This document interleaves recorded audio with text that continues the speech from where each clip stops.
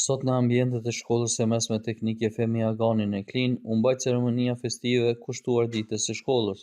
Me këtë rast drejtori i institucionit Zoti Sami Bardheci shpreh mirënjohjen e tij për të gjithë kontribuesit që me përkushtim dhe punë të palodhur kanë ndihmuar në formimin e kuadrove të përgatitur profesionalisht, të gatshëm për të dhënë kontributin e tyre në shërbim të vendit. Në mesën e të pranishmëve ishte edhe kryetari i komunës së Klinës Zoti Zenon Elezaj, drejtori i Drejtorisë Komunale të Arsimit Zoti Qemal Sejdia, zyrtarët e tjerë lokal, drejtues shkollash dhe mosafirë të shumë. Kryetari Elezaj vlerësoi lart punën e shkollës dhe mundësitë që ajo ofron për të rinjtë e komunës dhe me gjerë.